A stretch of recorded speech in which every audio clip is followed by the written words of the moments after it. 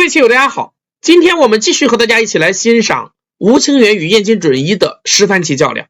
1942年2月25日，一场春雪使得镰仓山脉被笼罩在一片白雪皑的冰天雪地之中。吴清源与燕京准一打入十番棋的第4局，就在这漫天春雪的日子里，在读卖海之道场进行。在此之前的十几天，2月7日，吴清源举行了婚礼，因此这盘棋也是他婚后的第一次正式对局，而且这盘棋至关重要。由于此前3局吴清源以2-1的比分领先，那么这一局如果燕京获胜，将追平比分，而一旦吴清源再下一城，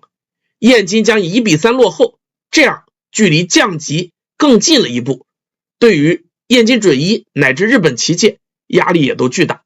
可以说这盘棋的比赛实际上是争夺棋界第一人的关键之局，意义重大，不言而喻。接下来我们进入棋局。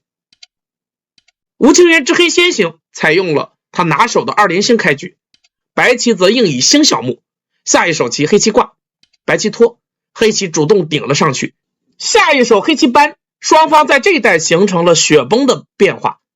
在此前的第2局和第3局较量当中，吴清源在中盘都陷入了苦战，结果第2局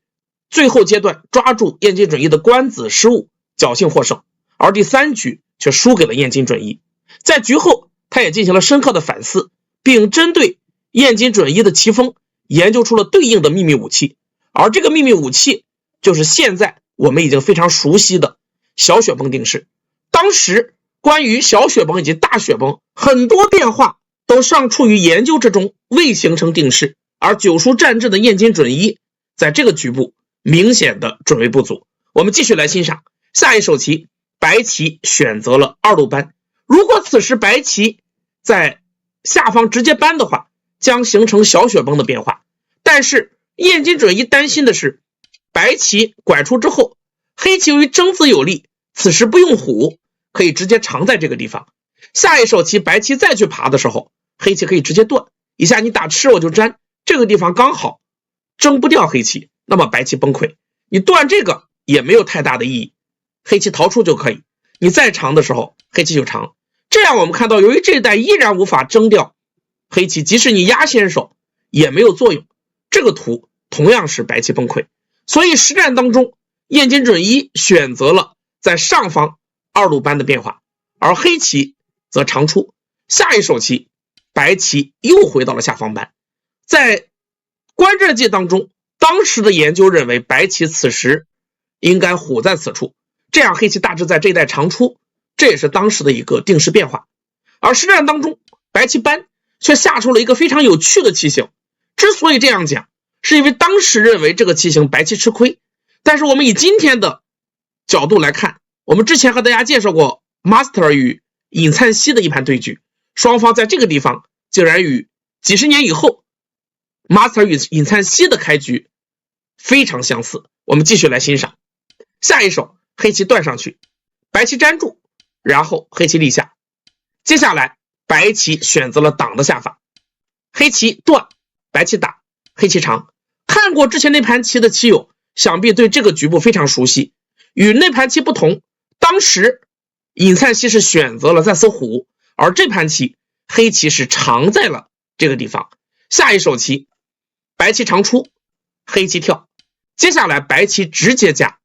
而阿尔法狗的下法，这个地方白棋是要多爬一手，黑棋再长，然后白棋再回来吃，那么以后黑棋在此跳，白棋有靠出强行作战的一个手段。这是2016年初非常流行的一个定式，而且也得到了阿尔法狗的一个认可。但是在实战当中，限于当时的时代背景，燕京准一认为爬一个2线被黑棋多长一颗子，他觉得亏了，所以实战他选择了直接夹，而吴大师马上打吃，白棋粘住，接下来黑棋的这个挡还是非常愉快的，这样白棋回来再补，那么这个局部黑棋还是得分了。下一手棋得到先手，黑棋在中央压了过来，对2颗白子发动进攻。这2位大宗师的对决，每盘棋几乎都会形成风起云涌的战斗，本局也不例外。下一手棋白棋直接在此跳出正面迎战，黑棋则抢占中腹的制高点，威胁冲断白棋。白棋下一手双助，黑棋顺势再在边上拆。接下来白棋扳头，黑棋长出。至此，黑棋左上的外势与右边的二连星遥相呼应，配置极佳。因此当时大盘讲解的加藤信七段认为此时是黑棋优势的局面。静谧的对局视窗外，雪花轻轻地飘落下来。燕京准一的第34步棋长考了57分钟，由于考虑时间过长，耽误了正常的午餐时间。周遭松树上的雪花不断飘落下来，随风落在了修建在山崖之上的本次示范棋的特别对局室的屋顶之上。午饭之后，两雄蓄意，下一手棋白棋从下方逼住。这手棋看似普通，但也暗藏玄机，因为这一带白棋随时瞄着在这个地方冲完之后挖的反击手段。黑棋挡住，白棋再断。接下来黑棋提，白棋一粘。由于边上随时可以加吃3颗黑子，那么黑棋补棋的时候，白棋再提回来。这样我们看到上方黑棋的这个外势就被白棋撕出了一个口子，而一旦这一带被白棋接上进，由于黑棋这5颗子也没有活，这个战斗白棋将寻找到头绪。而吴清源大师此时也意识到这一带的选择非常重要，他目光炯炯的紧紧盯着此处的棋盘，陷入了长考之中。40分钟之后，吴大师下一手棋选择了再次跳刺的下法，白棋粘住，然后黑棋再靠压，这也是非常高明的围魏救赵的战术。通过牵制住中央的这块白棋，使得白棋不敢在这一带轻易的去开解。而且这步靠白棋也面临选择，如果白棋此时长进去，黑棋挡住，接下来白棋虽然可以利用飞吃住这3颗子，但是黑棋就简明的扳吃掉2颗白子，这样一来形成转换，左下角白棋的星位愈发孤单，而黑棋弃掉这3颗子之后，外围的这些问题反而全部解决，因为这2颗黑子已不再是棋筋，白棋这个冲的手段消失，外围黑棋的外势依然完整。这个结果白棋不满，所以实战当中燕京准一在此选择了单退，不给黑棋借进，而黑棋则后势顶住，增加眼位的同时加强中央的联络。下一手棋白棋压逃出，黑棋顺势一长，而接下来燕京准一长考了38分钟之后，在上方冲了一手。这个地方难道嗅觉敏锐的燕京准一又发现了战机？果然下一手棋黑棋粘住的时候，白棋直接顶了上去。这手棋是局部棋形的急锁，也是手筋。现在黑棋如果阻渡，那么白棋这一夹与脚部的白棋非常厚实，黑棋再立白棋就长，然后再一拆，这样我们看到整体黑棋的这个外势遭到了破坏，甚至连眼位都出现了问题。那白棋在破掉上方黑棋阵势的同时，也间接支援了中央的这块白棋，这个结果白棋大获成功。如果黑棋在此扳也大同小异，这样呢依然是白棋优势的一个局面。所以实战当中观战室里边的棋手都开始为吴清源想办法，到底怎么去化解这手棋的冲击。然而吴清源大师的下一手棋却让所有的人震惊不已，他此时并没有理会白棋的这手棋，竟然直接在左边压，继续加强，然后回到中央2间跳，对中央的白棋施加压力。多年以后，吴大师在谈及本局时说道，与燕京先生的对局，我总是以弃子战的方式形成大模样，先取得了实力的燕京先生则再次侵入我的模样中来，如此便常常出现以制孤定胜负的局面。这一点在和木谷君的对局当中也很相似，因为燕京先生的棋毕竟出拳凶猛，如果硬碰硬是得不到好结果的，所以本局当中他选择了运用自己的大局观，迂回作战，避燕京锋芒的一个策略。而他的这一策略后来也传给了他的弟子林海峰，林海峰在与坂田荣南争斗过程当中也发挥了这种粗线条作战的策略，最终成为了坂田克星。而以今天的眼光来看，吴大师这种舍小救大弃子争先的策略也与 Master 的构思非常的类似。我们在 Master 60局当中多次看到 Master 不拘泥于局部的小利，争夺先手，抢占大场的一些案例。那么接下来我们继续来欣赏下一手棋，燕京准一打了上去，黑棋粘住，而接下来他也开始了长考。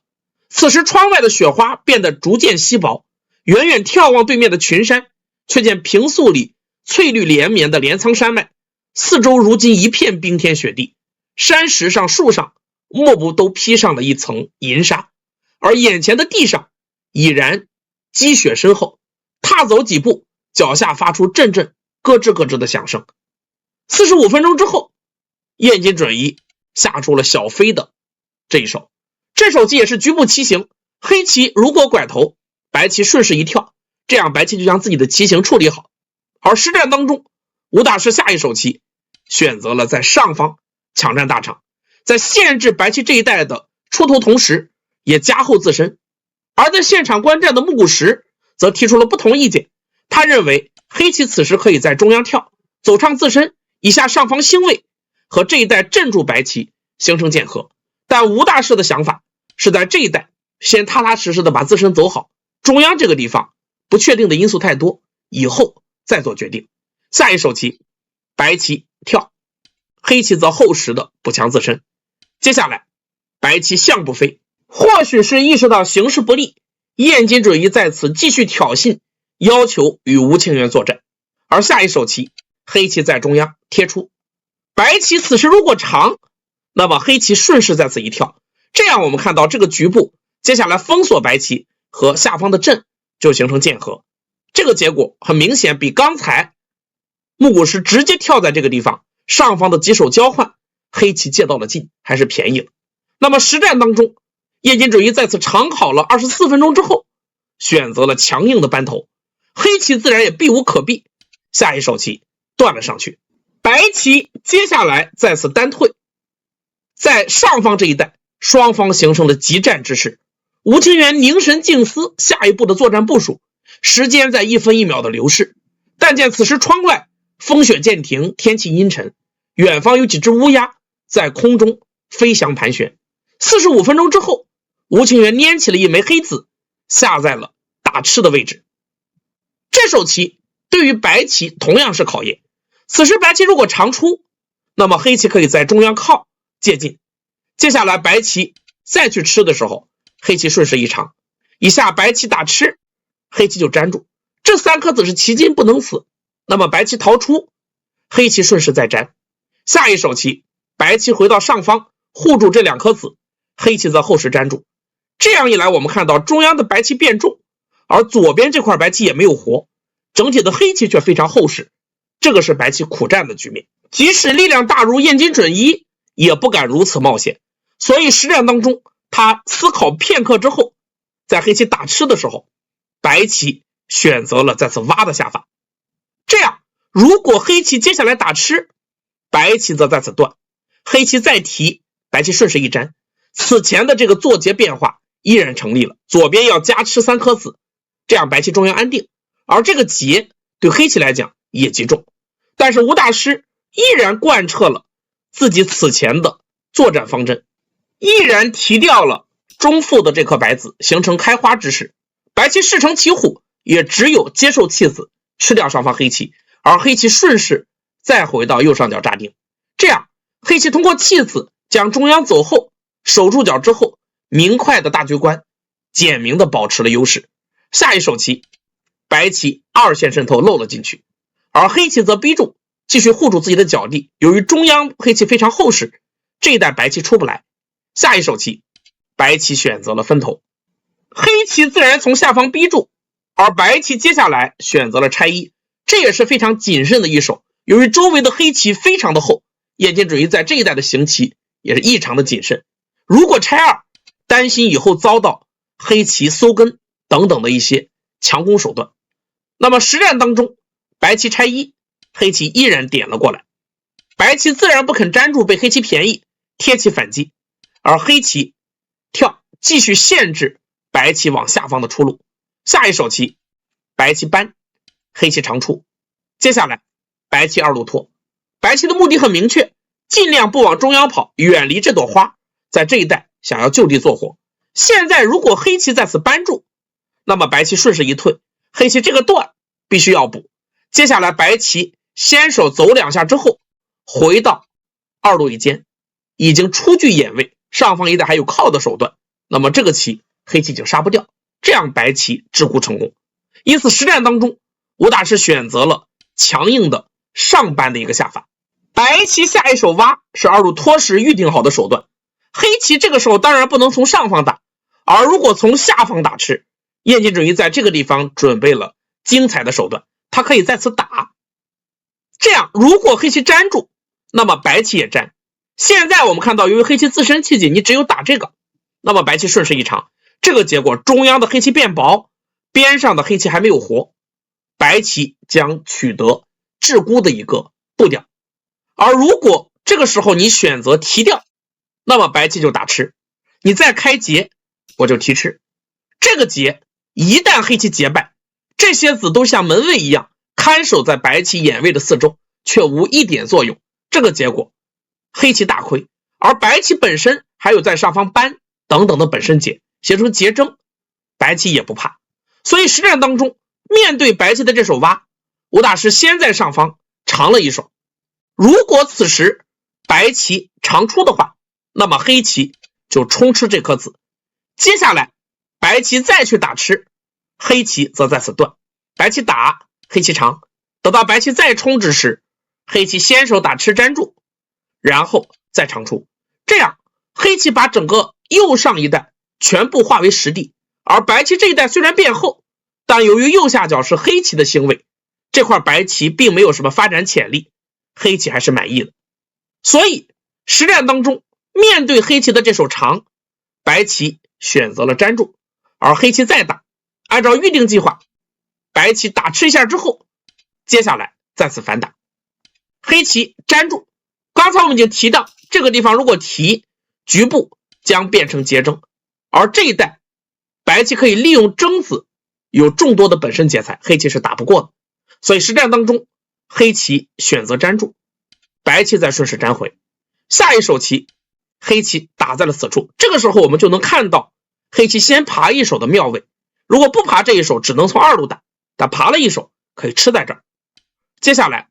白棋看到劫争已经没有，干脆也不再保留劫材，直接在上方打，伺机进入黑棋的上边，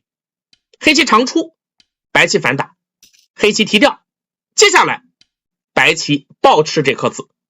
接下来在下方打吃，看似是必然一手，然而吴大师在此处也有自身的顾虑，如果他现在打吃，担心白棋直接在此贴过来，黑棋也只好提，然后白棋顺势进入上方，这样的一个结果，由于中央这一带白棋还有各种先手借用，上方一带如果空被破，那么黑棋在这个地方的实力损失还是比较大，而且这一带提了2朵花之后，反而有了重复之感，这个地方的距离过窄，如果这个黑子在小目或者边上有子还是可以考虑，但现在一旦以后被白棋在下方一带破坏，这个地方黑棋的效率也不是很高，所以实战当中黑棋在这个地方选择了先拐头，白棋弯出防止被封锁，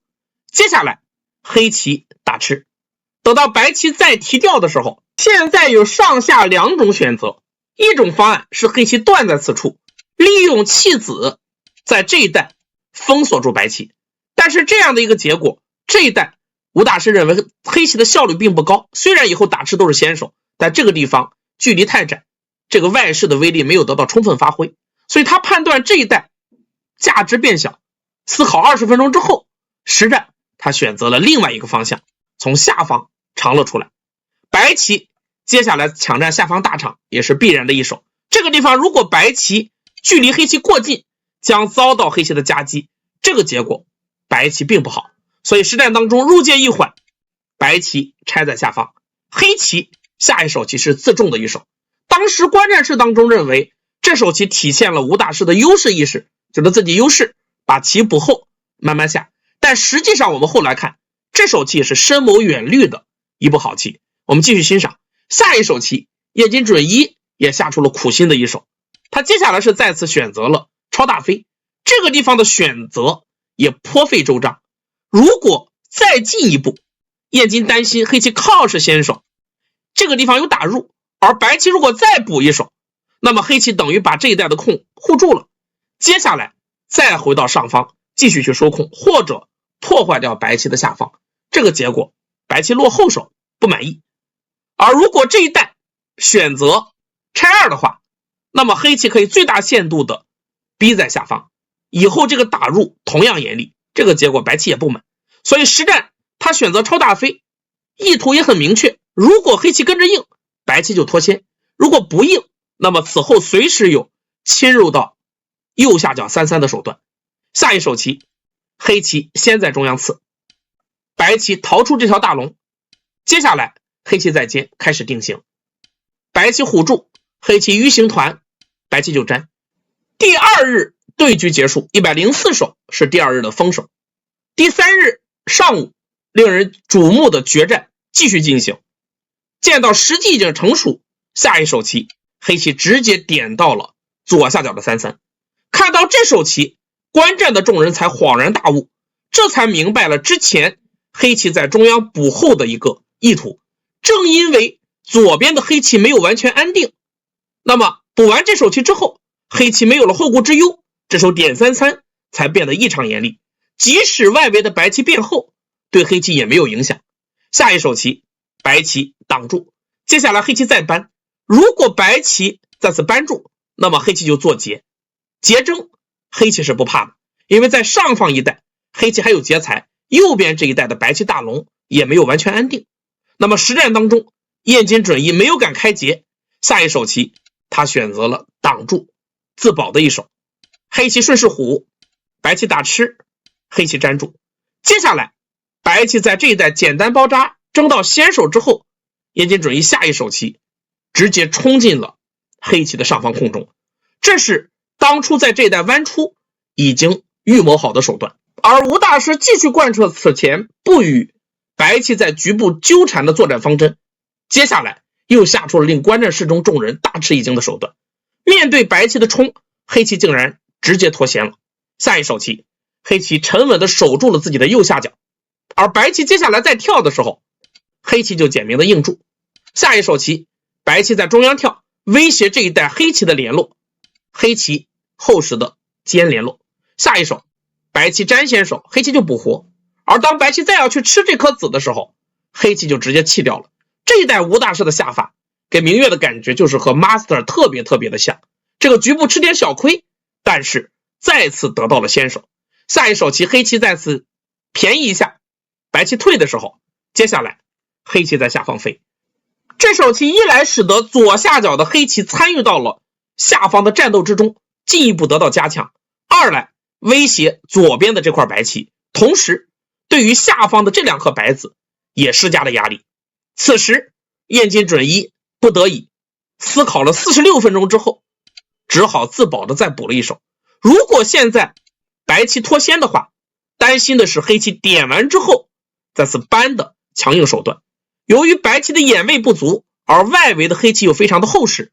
这个结果白棋被攻不满意，所以实战当中白棋再次补一手，黑棋再次得到先机。下一手棋吴大师捏起棋子，轻轻的点造了125位。这手棋落子虽轻，却力达千钧。白棋再爬的时候，黑棋这个时候如果一心求战，扳在此处，反而适得其反，因为白棋此时会扭断作战。黑棋打吃，白棋长出，黑棋再虎，白棋打完之后加吃住这颗子就可以。这样黑棋忙活半天，只不过二路掏了一些空，而白棋外围变厚，这个结果黑棋的进攻失利。所以下一手棋黑棋的真正后续手段是继续再次靠。白棋现在如果挖，黑棋可以直接立下去，这样我们看到白棋再想扳封锁的时候和刚才不同，黑棋打吃一下之后再拐过来，这个地方黑棋这颗子白棋是吃不住的，这样白棋被分段，黑棋主动。所以实战当黑棋靠的时候，燕京准一也只好从二路委屈的扳先寻求联络。黑棋顺势再挖，白棋打吃，黑棋粘住。接下来白棋虎的时候，黑棋的跳又是严厉的一手。局部而言的本手是再次长出，但是这样这块白棋非常的狼狈，黑棋就简单的压回。这个图燕京之鱼原本就是劣势，这样下无疑是安乐死。所以实战当中，白棋在这个地方也给黑棋挖下了陷阱。下一手棋，白棋选择再次跳。这手棋燕京准一思考了36分钟，期待着黑棋再次冲，白棋则顺势一冲。黑棋再挡住的时候，白棋从二路拐过。接下来这个断异常严厉，黑棋补住断，白棋再长，黑棋从一路扳，既阻止白棋渡过，同时也给脚上的黑棋留下了一路扳的后门。但是以后白棋的这个粘和脚部二路的粘都是先手，脚上的黑棋还需要补棋，那么白棋在这一带已经先便宜了。下一手棋白棋再冲出作战，这个结果中央形成乱战。由于白棋在这一带的便宜，现在形势已经非常混乱。然而吴大师在实战当中继续贯彻此前的方针，在白棋点的时候不与白棋纠缠，下一手棋简明的粘住。接下来白棋再爬，黑棋冲，白棋长出，下一手黑棋厚实的压连回这4颗子，白棋扳先手，黑棋就粘住。接下来当白棋再去顶的时候，或许是过于求稳，黑棋连续下出了问题手。下一手棋黑棋选择了跳联络，实际上这个地方黑棋应该先扳，先阻止白棋渡过。白棋现在再走的时候，黑棋再跳，由于这块白棋极重，现在白棋只好逃出，黑棋再回到脚部断吃活棋，这样的结果比实战黑棋要好很多。那么实战当中，黑棋选择了简明的跳联络，白棋则从下方渡过。无奈黑棋现在只好回到脚部做活，白棋打吃，而吴大师接下来又下出了大意的一手。这个时候黑棋应该从一路立下，不给白棋以后这种尖的先手借用。那么实战当中，黑棋随手在此一提，看似必然，但却诱发了燕京准一最后的反扑以及连环的鬼手。我们继续欣赏下一手棋，白棋补住断点，黑棋接下来在上方打吃，这是先手，白棋粘住，黑棋再管，随时瞄着这一带扳完之后断掉中央这颗白子的收官手段。下一手棋白棋再次靠，威胁黑棋这一带的毛病，为接下来的鬼手做准备。而黑棋下一手棋再次大飞，继续安全运转，白棋接下来尖，这是当初黑棋提掉之后留下的隐患，这个劫黑棋不能打，所以只好再次粘住。然后白棋先挖，黑棋再打，白棋再打，黑棋粘住的时候，看似这个地方白棋似乎也没有什么了不起的手段，但是燕京准一力战之雄的面目再次彻底的暴露出来。下一手白棋直接从左边二路飞断了黑棋，初看之下似乎黑棋这一冲，白棋并没有什么了不起的手段，因为你冲我就断掉，这个白子也逃不掉。但是由于此前白棋在一路做了尖的准备，当下一手棋黑棋冲的时候，白棋竟然直接尖在了一路，这是非常经典的老鼠偷油手筋，而这个局部却异常的严厉。现在黑棋如果去粘救回这3颗子的话，那么白棋在下方一挤，此前白棋做的准备现在就变成了严厉的杀招。这个段和上方的这个段难以兼顾，你走这个白棋一旦冲出来，下方的黑棋没活，这一带整个黑棋的防线支离破碎。而如果你去打吃这个，那么白棋就打吃，由于这颗子只有一口气，你断不到这个地方，提我就粘住，左边这条大龙异常的危急。所以走到此处，吴清源也脸色大变，但好在他还是及时的冷静了下来，然后构思了一出精彩的反制措施。接下来黑棋在中央扳，白棋冲吃3颗子，实地的收获巨大，但是黑棋也得到了粘的手段，这样这一带白棋需要收气。下一手棋白棋走在上方，这个地方如果白棋不走，黑棋断，由于这块白棋只有2口气，那么白棋再去收气，黑棋就可以吃住这个白棋了。所以这一带先手分断了白棋之后，吴大师在周围全部变后，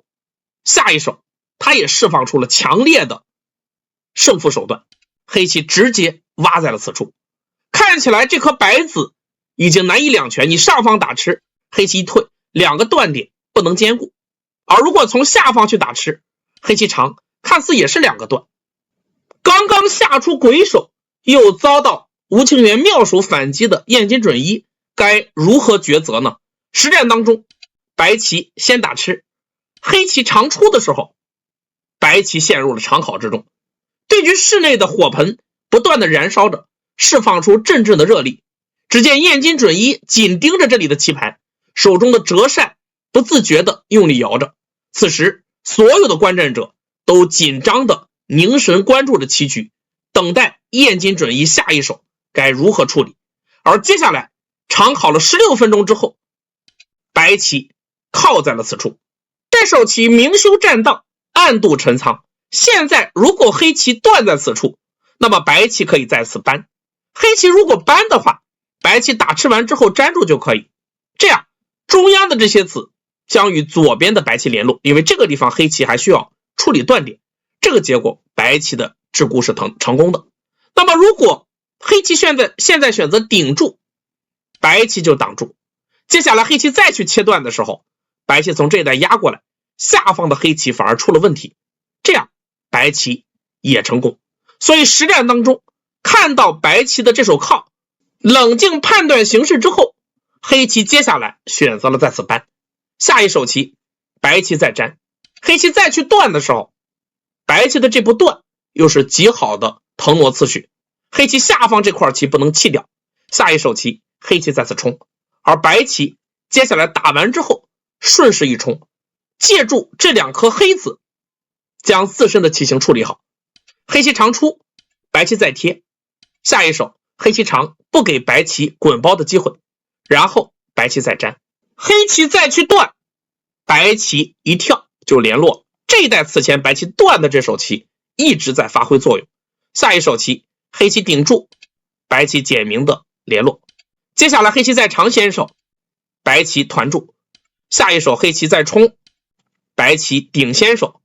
然后开始收官。黑棋粘防止白棋断吃的手段，而白棋接下来从中央靠了过来，黑棋尖，白棋记住，黑棋再粘。以下双方进行了官子的一个争夺，但是黑棋盘面稍优的形势始终无法改变。本局双方也收完了所有的官子，最终吴清源之黑以3目的优势获胜。回顾在大雪纷飞之中进行的本局，吴清源显然有备而来。布局阶段左上角祭出了雪崩的秘密武器，使燕京准一落入了吴清源的陷阱之中。